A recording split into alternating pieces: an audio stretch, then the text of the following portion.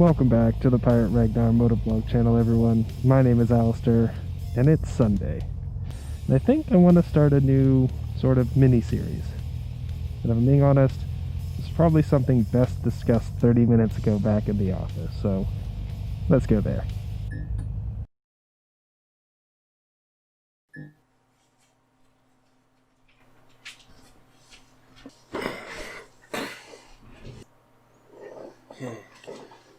Well, linear time be damned. We will get back on the road in just a couple of minutes.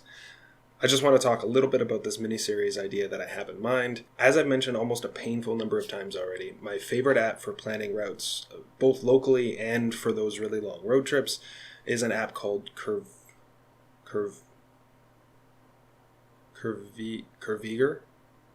We're gonna go with Curviger.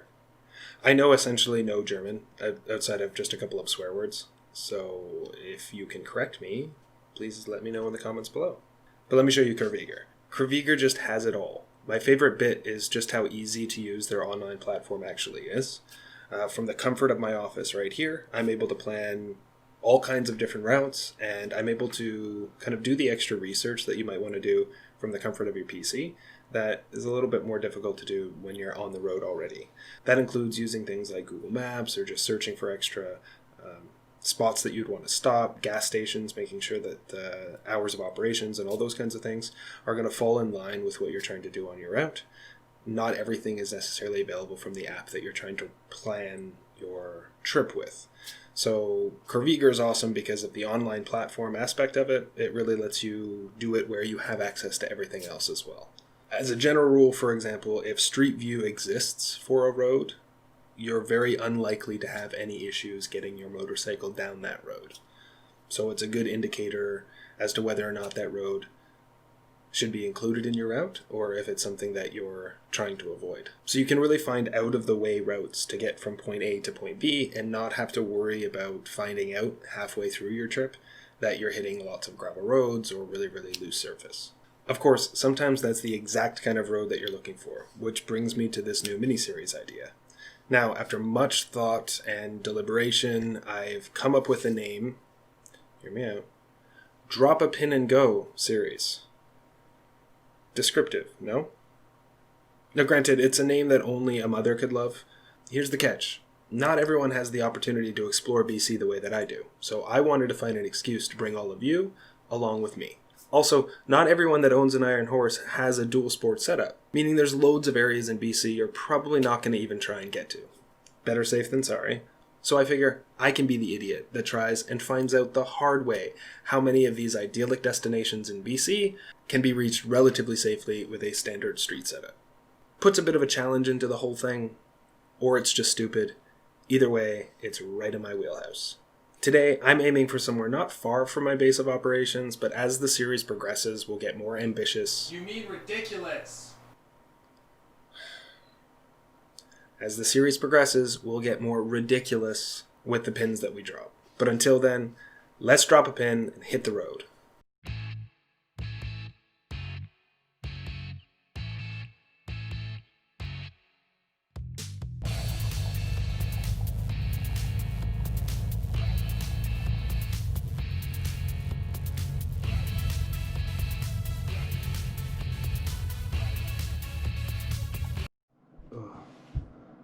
I promise I'm as annoyed as everyone.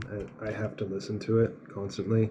I am sorry for the terrible, terrible audio clipping that happens in this episode. I still have clearly not figured out the best setup for my microphone and my helmet, and I am working on it every day, and it's getting better, but yeah. So this is a destination that I've tried to get to on a number of occasions, but I've never actually used the map after I've been in the office. I thought I was more concerned about recording audio or doing something else, and my setup really wasn't sophisticated enough yet. And so instead of running Curviger while I was on the route, I just decided, because I was pretty sure I knew where I was going, right? Oh God. So every time I've tried it, I've gotten further than I was before along the route that I'm intending, but I always end up taking a turn that's the actual route that I was looking for on the map. Just because I end up going a different way doesn't mean I don't enjoy my time. I still really enjoyed going the wrong way. But this time I'm bound and determined to see how far along the route that I'm planning to go I can actually make it, out of curiosity. So that's what we're doing today. Sounds like fun, right? Of course, already had a little hiccup. As I left today, I got maybe 3 or 4 blocks from my house, and I'm hoping, I wasn't running a video camera at the time, but I was already recording audio. So I'm kind of curious if I'll be able to kind of hear the point when it happened. Yeah, no, you didn't. It was wishful thinking, but you did not record that. I cracked my exhaust today. It just cracked. I don't really know why. I mean, I take this bike on roads like this pretty often.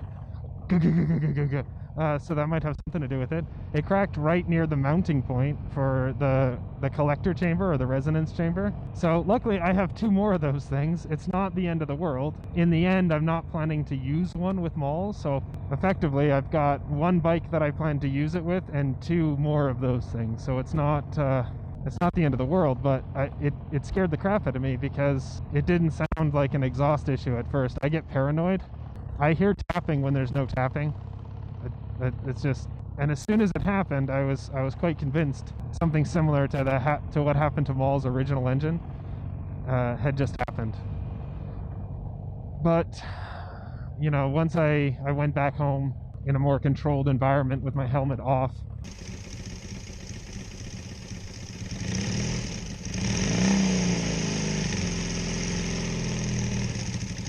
started to adjust the engine revs and try and pinpoint what the issue was. It was really obvious that there's a giant hole now, a crack in the exhaust, the source of most of these weird noises. It's also causing some interesting other noises because he was already suffering from some back pressure and different exhaust issues because of how the intakes and the carbs are attaching to the engine. The intake boots are dry and old, and it shows. So there's lots of funky noises coming from this bike right now. It sounds very interesting. Anyway, I don't envy anybody that I drive this bike by right now, and I apologize to everyone. The fact is that's just not going to be on the top of my list of priorities to fix right now. It's just not. I actually don't feel the need to explain that anymore. It's just not on my list of priorities. It's just an exhaust issue. What I'll probably do is just JB weld the shit out of it, you know? Hopefully kind of patch it at least a little bit and maybe add in some structural strength there to stop it from cracking more, potentially. But I doubt it. I doubt it'll do anything. I bet the JB weld will just crack within a couple of rides or on the first ride anyway. So yeah, that's that. All right, I have to tighten this camera, and then we'll see. This is of course telling me to go this way now. I'm not sure if that's what I'm gonna do, although I might. So we'll see. I'll keep you guys posted. Or while I'm looking down here, I'll keep you guys posted.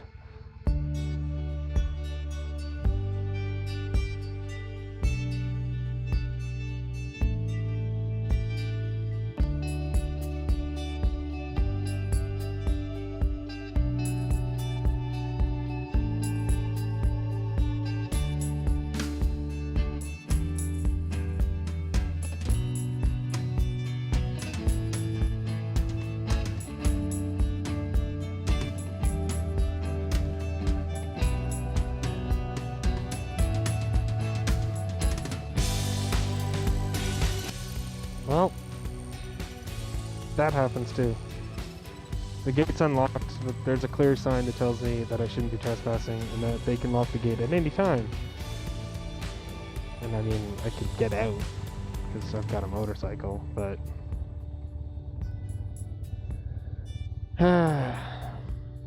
you know, we're just not going to push our luck today. We're going to go back. This road was just an alternate route to the same place. So we're just gonna go back and go the other way. That I'm pretty sure is a public road the entire way. And so there shouldn't be a sign that tells me they're gonna lock the gate. So that's what we're gonna do.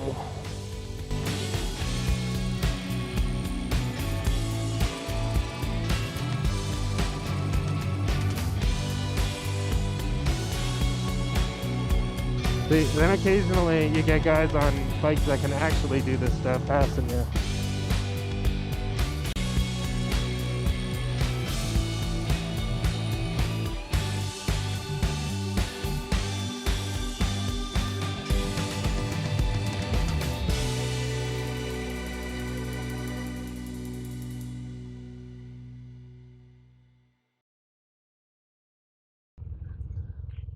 Hey, how's it going? No, just changing where the cameras are. I'm just being an asshole and insisting on coming out here because she's older than me, and I just like to see how far I can take her sometimes. Well, the main road will go for gets a little narrow or a little rougher and spot on the main road. Yeah, and take it really slow. I don't want to crack them, that's for sure. Exactly. So the main road would probably be as far as I'd push on that guy. For sure. But it's still pretty nice out here, eh? Oh, it's amazing. Yeah, there's like beautiful offshoots in every direction. These hills are super crazy. Are they? But yeah, just because of those rims, I would say, keep your speed down and Yeah, for sure. just enjoy the main road, which is still very pretty.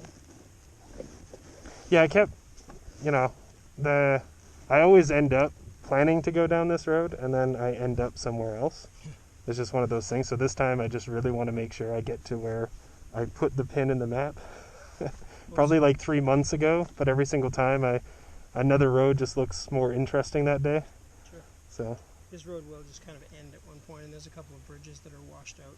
So depending on how comfortable you are going across them, but yeah, it's nice. It goes along the river, and you'll Awesome. cross the river a couple times actually.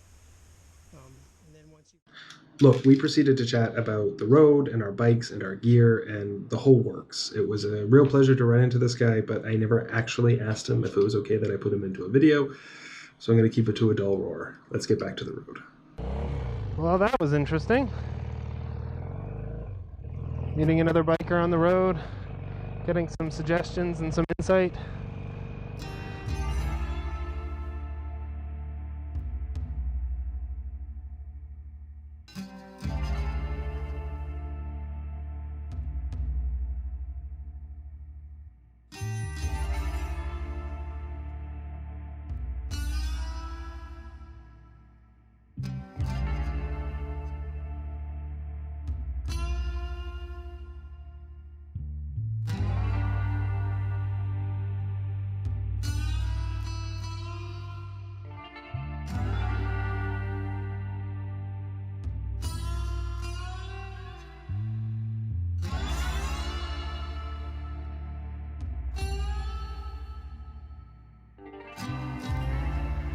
So this is the point where I once again probably fail at getting to the pin that we dropped.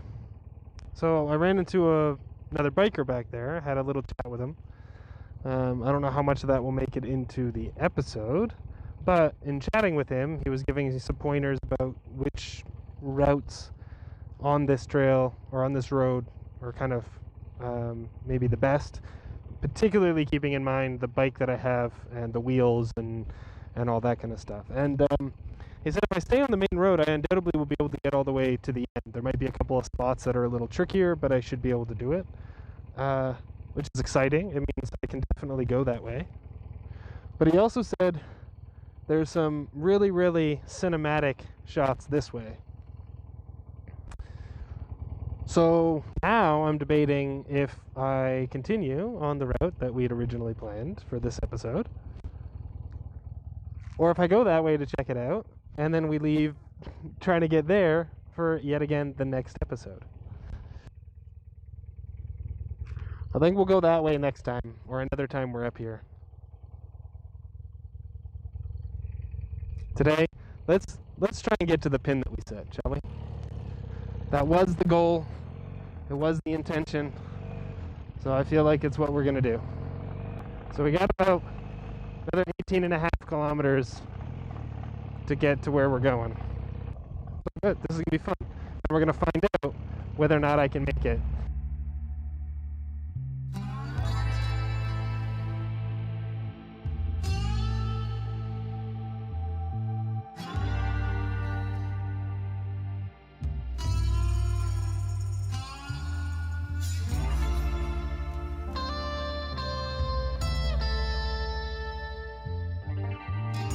Oh, wow.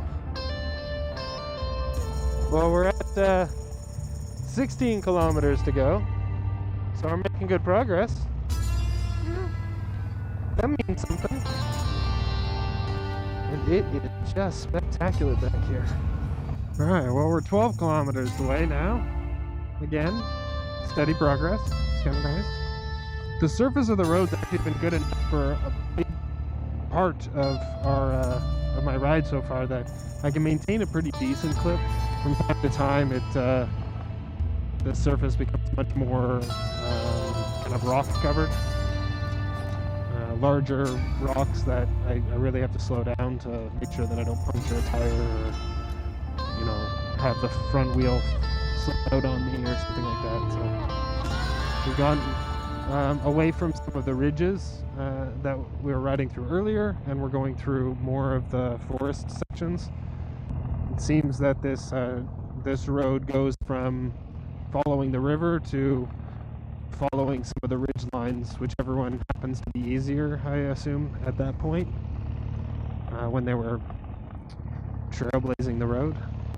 Now's as good a time as any to remind you, if you're liking the content you see on this channel, be sure to smash that like button, hit the subscribe button, and if you don't mind, hit the little bell icon as well. Make sure that you're notified when I post new videos. I really, really appreciate it, guys. You're all legends.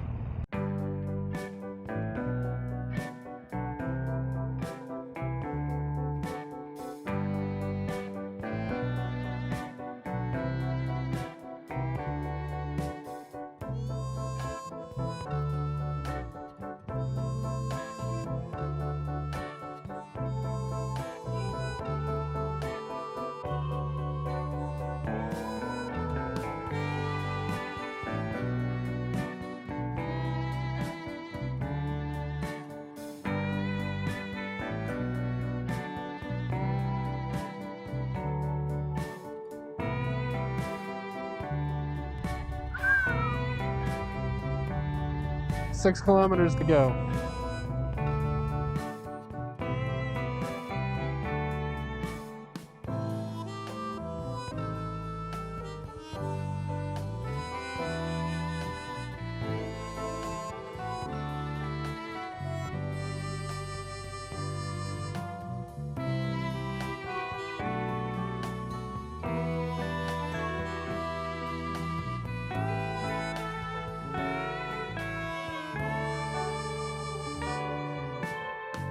So this is the roughest it's gotten so far. It looks like the original route back there was deactivated permanently. It was a sign. And then some smartass just wrote, "Why?" on the sign. Real philosopher there. But we're still about 4.5 kilometers from our destination. So we'll see if it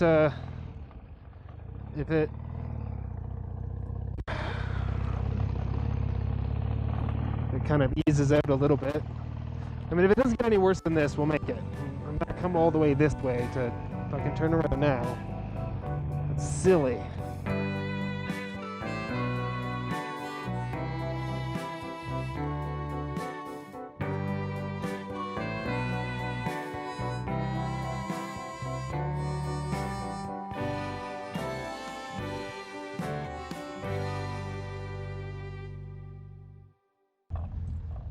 Whew! Well, would you look at that? A little bit of persistence, some tactically slow riding, I don't know, some just sheer stubborn stupidness, we can make it.